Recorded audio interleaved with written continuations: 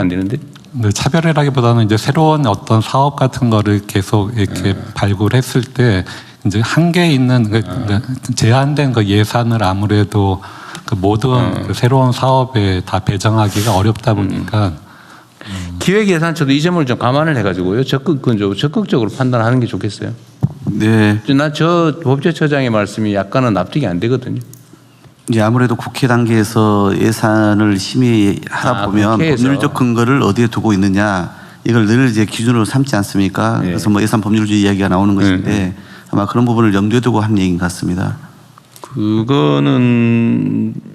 그게 다 일치하면 좋은데, 근데 입법으로 세상의 모든 행정을 규제한다는 건 말이 안 돼요. 입법은 큰 소위 말하면 틀을 정하는 거죠. 그 틀 안에서 자유롭게 어떤 긍정적 상황을 위해서 상황을 조성해 나가는 거, 이거는 행정의 재량이거든요. 행정의 특성이잖아요. 능동성, 재량성, 그다음에 공정성, 뭐라 하더라 내가 잊어버렸는데, 일단은 행정행위를 하면 일단 유효하다. 공정성이라고, 공정력이라고 그러나요? 공정력 맞습니다. 다 잊어버렸죠. 옛날 시험 본 지 오래돼가지고. 공정력이라고 그러죠. 어쨌든 그걸 법률에 의한 것만 예산이 편성된다. 이거는 저는 도구마 같습니다. 이거는 행정과 입법의 한계를 넘어선 것 같아요. 그건 칸을 넘어선 얘기 같습니다.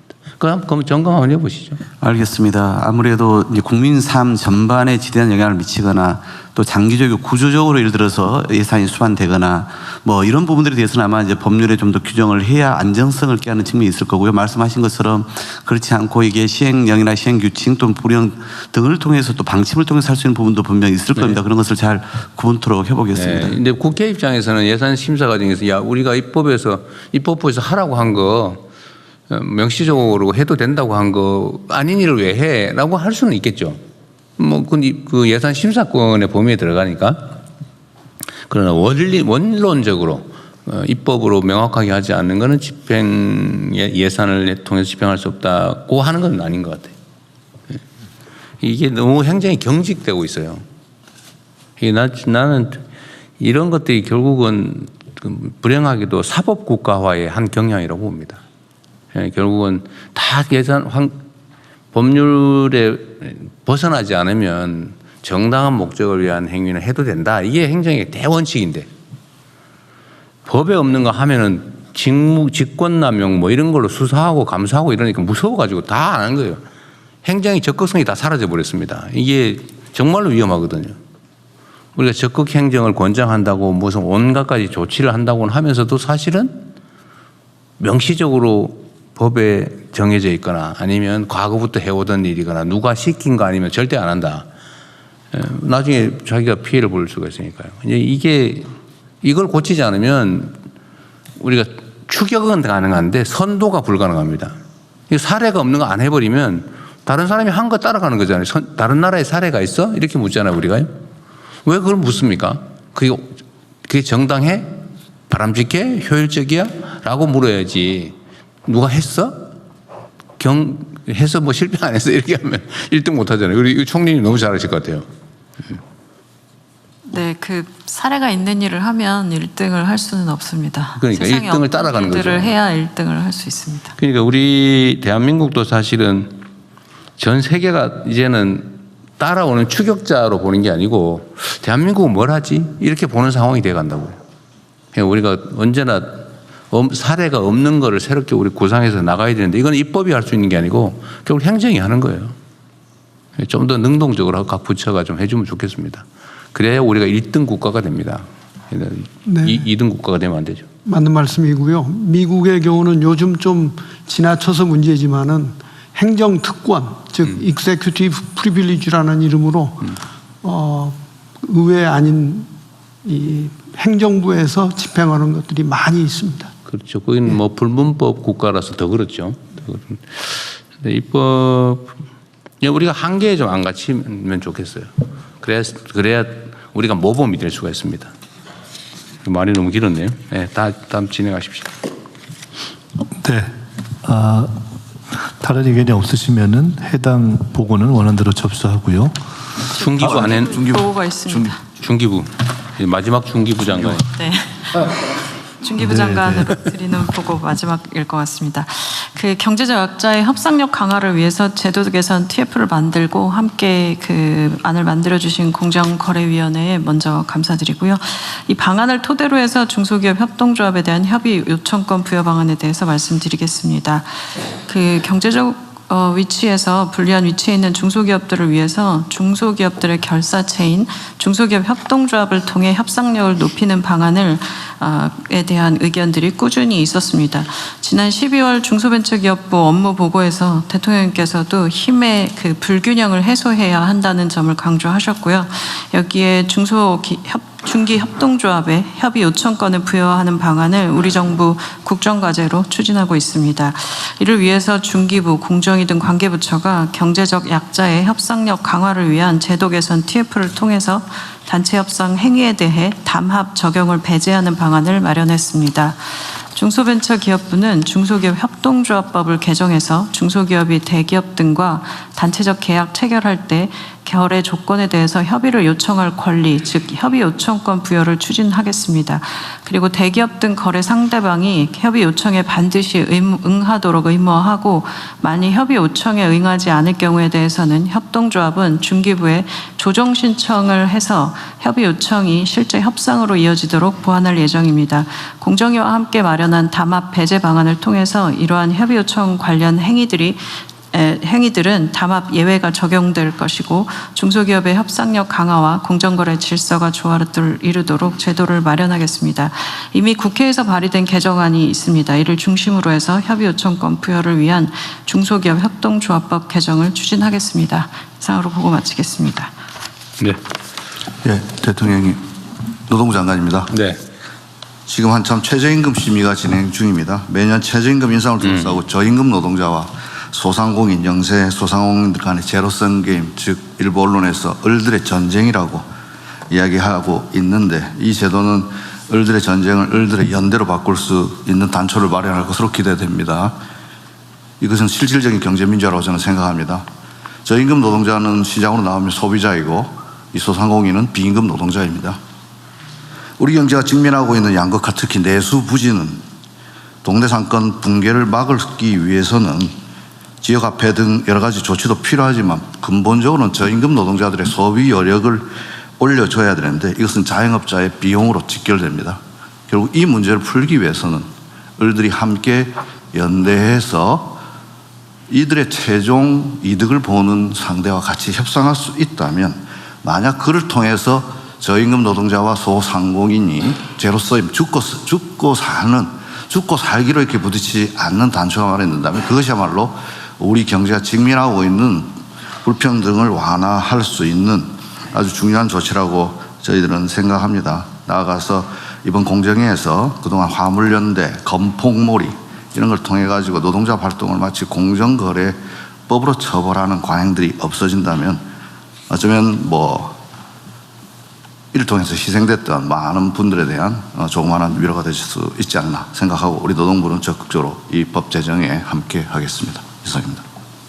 그 옛날에 건폭 수사 해가지고 건폭 수사가 그 사람들은 아직 수감된 사람은 다 나왔죠? 네, 그때 8.15 특사로 우리 정부 첫 번째 사면으로 나왔고 나오지 못한 분, 형이 확정되지 못한 분 제하고는 다 나와 있는데 그때 당시에 고 양해동님이 자기는 노동조합 활동을 했는데 왜 이런 공정거래 위반, 그 다음에 담합 이런 것으로 조사받는가 이런 것들에 항의한 사실이 있습니다.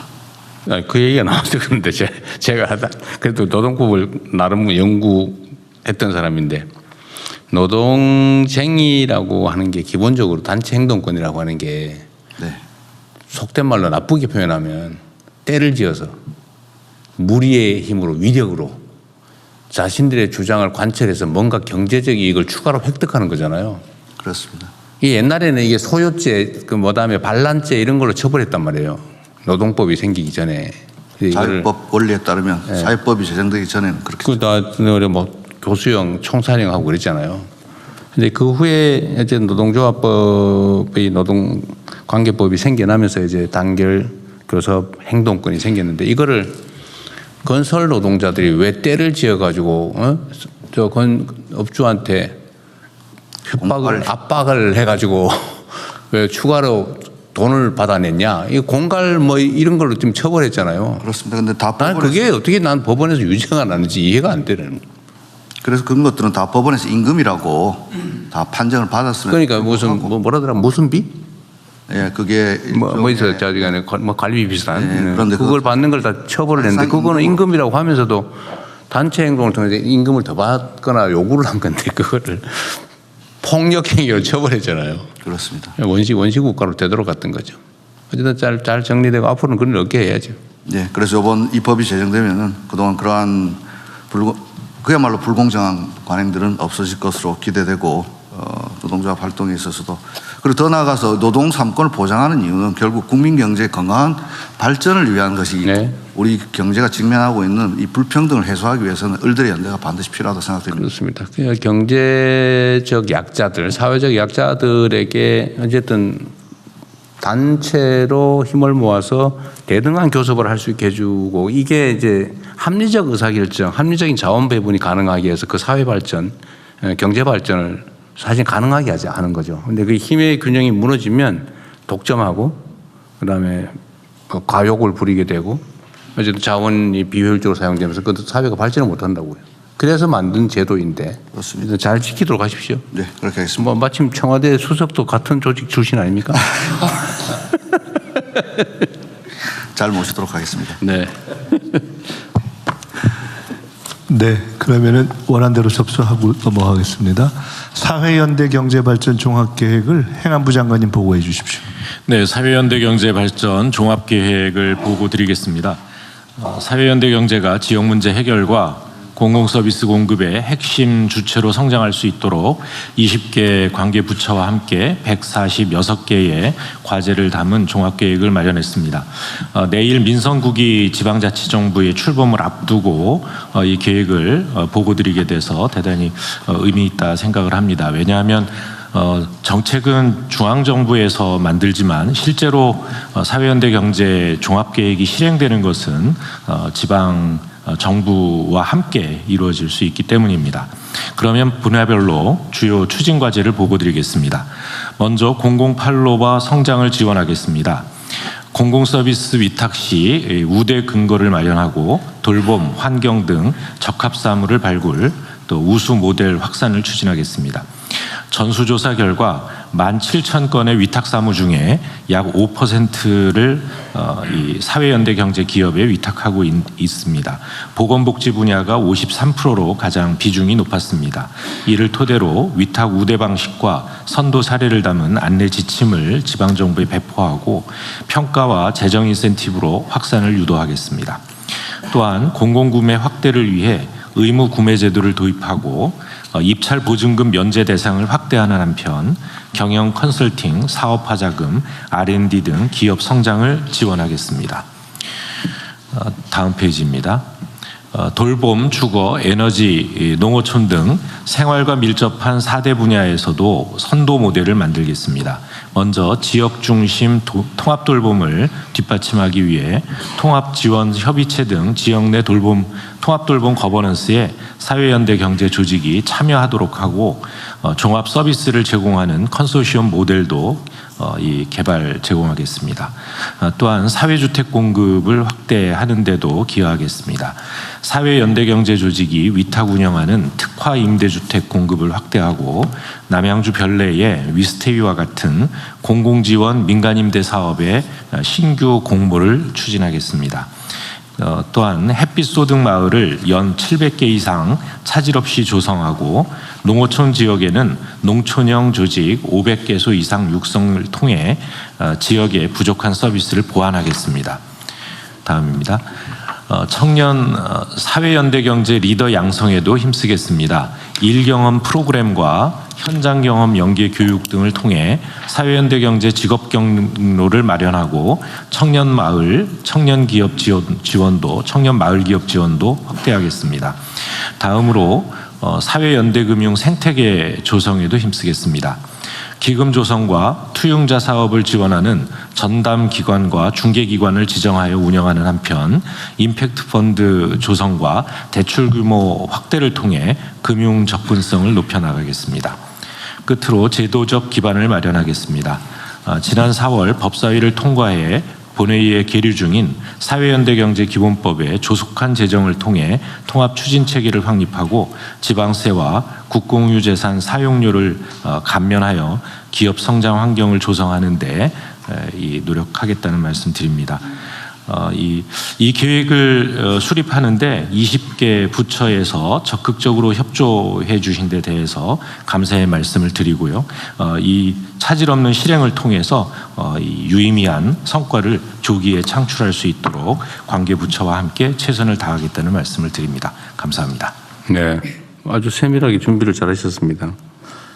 이번에 제가 이태리하고 그 양자 정상회담을 하면서 어쨌든 이태리의 협동조합 사회연대 경제 분야를 서로 협력하기로 네, 했잖아요. MOU 작성을 네. 했고 그 제가 이제 시장을 할 때도 이태리에 그것 때문에 출장도 가봐서 네. 현장도 봤는데 이태리 북부에 무슨 주더라? 트렌티노주 말씀. 네, 거기 말고 협동조합이 아주 많이 발달한 주가 스페인에 고래놓은가요? 스페인 스페인은 몬드라곤. 몬드라곤인가? 네. 어쨌든 이 사회연대 경제가 차지하는 비중이 대개 한 8%, 10% 뭐 이런 선 정도까지 올라가 있다고 하던데 우리는 한 1% 되나요? 저희 0.2%? 예, 저희는 1%가 채 안 됩니다. 안 되죠. 예, 그런데 0.몇%. 이번 계획을 통해서요. 그래서 2030년까지 EU 국가의 평균인 그러니까 GDP 6% 내지 7%까지 그러니까요. 확대시켜 나갈 계획을 세우고 있고요. 그 다음에 2035년까지는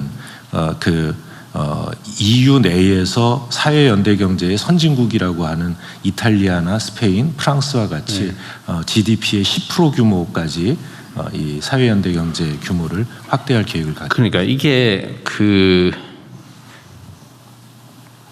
협동조합이라고 하는 게 사회 공동체에 매우 도움이 되잖아, 그죠? 네, 오로지 돈을 벌기 위해서 누군가의 돈을 벌기 위해서 누군가는 거기에 도움이 되고 임금을 받고 이게 주류이긴 한데 아니면 창업을 하든가 이게 주류이긴 하지만 그게 아니고 이게 구성원 모두가 대등하게 동등하게 모두를 위해서 공익을 위해서 경제 활동을 하는 것도 가능하다는 걸 보여줘야 되잖아요. 네. 그런데 이게 그 경험과 좀 의지라고 그럴까? 이게 되게 중요한데 이 잘 안 돼요. 원래 동업하지 말란 말이잖아요. 싸운단 말이에요. 근데 그게 아니고 같이 하는 게 훨씬 더 도움이 되는 영역들이 있는데 그 중에서 가장 유력한 분야가 인허가를 통해서 그냥 이익이 생기는 게 있단 말이에요. 네. 인허가를 통해서. 그게 이제 공공 서비스죠. 대표적으로. 저는 무슨 개발 사업 이런 것도 사실은 가급적이면 협동조합 형태로 하는 게 좋다. 특정 기업한테 허가 내줘가지고 하는 것보다는 지금 다 그렇게 하잖아요. 그죠? 개발 허가 내주고 다 이익 다 업자가 가지고 이렇게 하는 것보다는 그렇게 이익이 인허가 자체로부터 생기는 것들은 구성원 가능하면 다 대다수 아니면 어쨌든 한 개 회사보다는 여러 사람이 갖는 게 공익에 부합하단 말이에요. 그러니까 사적 이익으로 만들기보다는 네. 예, 공동의 준공적 이익으로 만드는 게 공동의 이익으로 만드는 게 중요하죠. 근데 그것도 사실 그 쉽지는 않은데 근데 그러려면 이제 연습 훈련을 해야 된단 말이에요. 교육 훈련이 필요한데 이것도 그냥 어디 학원 만들어서 가르칠 수는 없잖아요. 그러니까 연습을 해야 되는데 네. 그게 제일 중요한 게 공공 서비스 같아요. 여기 지금 제일 먼저 써놓기도 하셨는데. 네, 그렇습니다. 그 중에 특히 뭐 지금 이게 많이 없어진 것 같아요. 원래 제가 성남시장 할 때는 오히려 우리가 시작을 해가지고 많이 퍼졌는데 지금 거의 없어져 버린 것 같아요. 이게 왜 그러냐면 공공 서비스 위탁받는 게 이권 사업이거든요. 가로 청소 이런 거 하나 인가받으면 권리금이 막 몇십억씩 한단 말이에요. 여전히 요즘도 상당히 비쌀 거예요. 그렇습니다. 수익이 약해지고 하니까요. 예. 근데 그걸 사실은 청소 일하는 사람들에게 직접 일을 주면 산정된 인건비가 다 그 일하는 사람한테 갈 텐데 꼭 특정 업자한테 시장 친구, 군수, 삼촌 이런 데다 줘가지고 거기서 이거 띄어먹고 거기서 일을 시키니까 이게 부조리의 원인이 되지 않습니까? 착취의 원인이기도 하고. 그래서 이거를 최대한 좀 확대를 하겠다는 것 같은데 이거 좀 힘을 쓰면 실어주면 좋겠어요. 네, 그렇게 이게 지방자치단체장, 지방정부 수장의 의지 문제거든요. 얼마나 청탁 많이 받았겠어요. 선거 때 도움도 많이 받았을 거고. 쉽지 않아요, 이게. 그래서 이거는 정부에서 좀 각별히 좀 힘을 써주면 좋겠습니다. 경쟁을 시키든지 아니면 모범적 사례를 가지고 불러다가 교육을 시키든지. 예, 그 새로 단체장 당선되신 분들한테도 적극 그 안내를 할 거고요. 그다음에 이 평가를 해서 저희가 이 재정 인센티브를 좀 세게 만들든지. 그렇게 계획을 세우고 있습니다. 그 비율 사실 늘리자고 마음먹으면 그리 어렵지 않거든요. 제가 성남시 시장 할 때 성남시가 거의 전국의 이 사회경제, 내 경제의 몇십 %를 차지하는. 대통령님이 거의 처음으로 하신 거죠. 그걸 따라간 데가 몇 군데 있습니다. 근데 이따가 나중에 쓱쓱 사라지고 있더라고요. 보니까. 아직 뭐 시흥 같은 데가 좀 남아 있어요. 네. 그 후에 뭐 정부에서 인센티브는커녕 오히려 제재도 하고 뭐 이래가지고 뭐 수사하고 이러니까 많이 없어져 버렸는데 이거 어쨌든 확장해주면 좋겠고요. 그 뭐 돌봄도 그렇고 할 게 참 많습니다. 서비스의 질도 높아지거든요. 애정 가지고 하는 거하고 뭐 임금 받고 막 시켜가지고 하는 거하고 다르잖아요. 공공 서비스 질을 올리는 데도 매우 도움이 될 것 같습니다. 그걸 통해서 이제 훈련하고 교육도 되고 활동가가 생겨나고 그러면 이제 민간 영역을 확산할 수 있게 되는 거죠. 예. 대통령 한 말씀만 드리겠습니다. 기획처 장관입니다. 네. 이제 대통령도 아시는 것처럼 이제 사회연대 경제 조직 안에 지금 현재 재정으로 보자라면 사회적 기업 부분에 가장 많은 지금 그 지원이 가고 있고요. 우리 기획처가 소관하는 이제 협동조합이라든가 또 지금 뭐 노동부 다 이제 지금 이제 마을기업이라든가 다 지금 나눠져 있습니다. 그런데 저희 예를 들어 협동조합만 해도 올해 한 14,000개가 있는데 여기에 한 14만 명 정도가 지금 취업자 수인데 취약계층을 많이 고용합니다. 그러니까 취약계층이 한 66%가량이 취약계층이거든요. 그러니까 고용 측면에서도 매우 용이한 부분이 있습니다. 그래서 저희들도 지난번 대통령께 보고도 드렸고 그렇지 않아도 이번 주에 제가 이제 협동조합의 날이 있어서 대통령께서 이제 영상으로 축사를 보내주셨는데 그래서 그런 부분들 제가 이제 감안해서 내년도 이제 예산이 현재는 1년에 저희가 종합적으로 사회연대 경제 예산이 한 1,467억 정도 됩니다.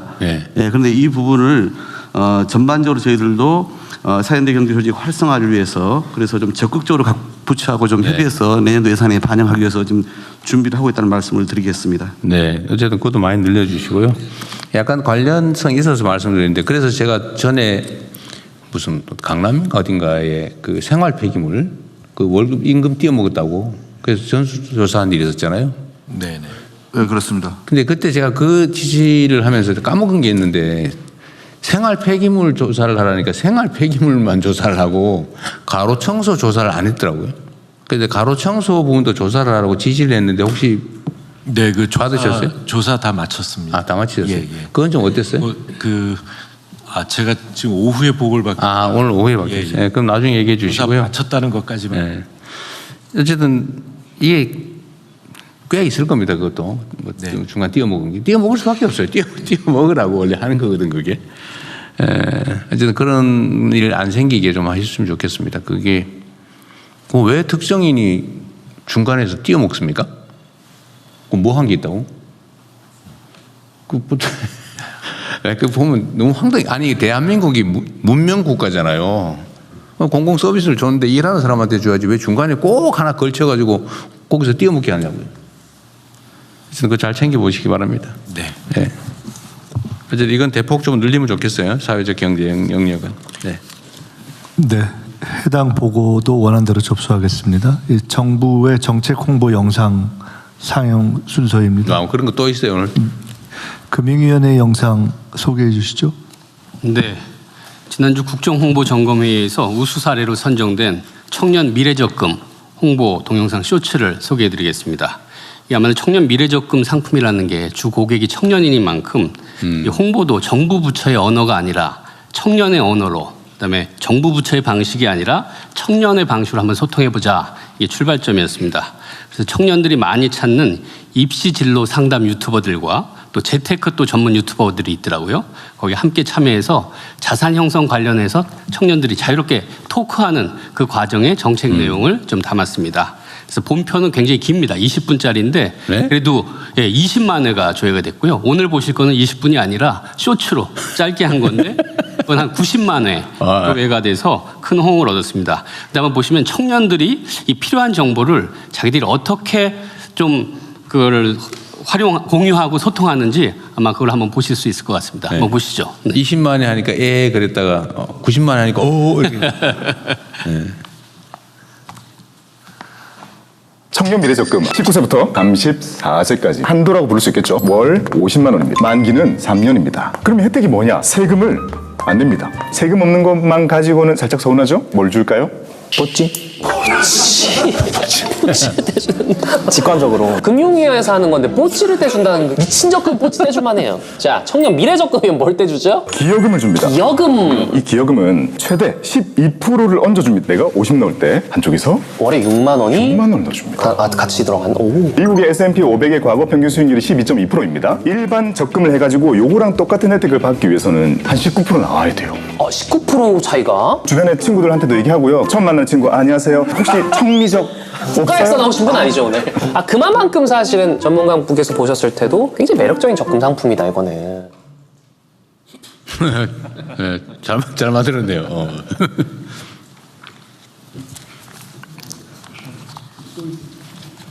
네, 다 마쳤습니다. 예. 20분 아닙니다. 예.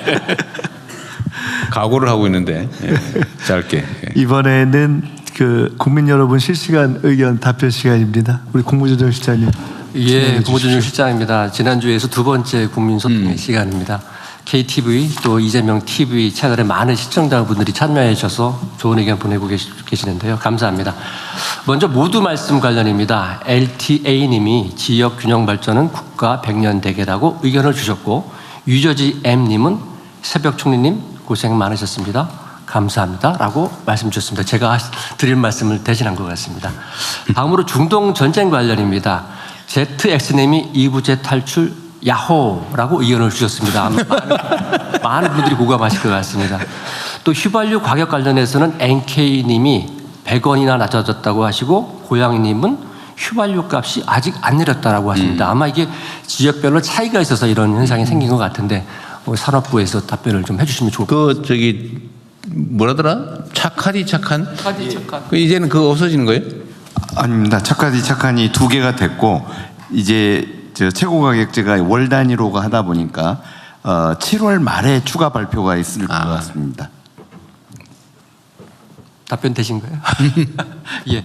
안건의 의견이 있었습니다. 덕이 홍시님 등 많은 분들께서 KR 2심 사기 사건 조사해달라고 요청을 주셨는데요. 이 건은 아마 경찰청 확인이 좀 필요할 것 같은데 답변이 안 되시면 아마 추후라도. 사기 사건? 뭔 사기 사건? KR 2심 폰지 사기 피해라고. 본인 사기? 폰지 사기라고. 폰지 사기. 네. 예.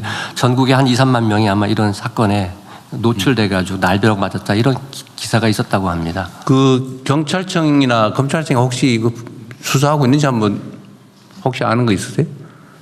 폰지 사기 요새 그 옛날 피라미드 뭐 그런 거 얘기하는 거죠. 다단계. 요즘 수사 혹시 뭐 상황들 아는 거 있으시면.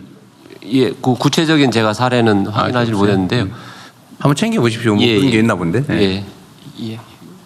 아마 외국인 관광객들도 아마 이심 판매 때 몇 킬로 해가지고 수출할 때 다단계 사기 의혹이 있다고 아마 기사가 나온 것 같은데 그거 포함해가지고 한번 조사를 해봐야 될 것 같습니다. 오늘도 뭐 시간 관계상 다 소개해드리면 좋겠는데 이 정도에서 공유를 마치도록 하겠습니다. 의견 보내주신 시청자분들께 감사드립니다. 감사합니다. 예, 다음 순서 진행하겠습니다. 다음 순서는 비공개로 운영되어 오니 언론인 여러분께서는 진행에 협조해 주시기 바랍니다.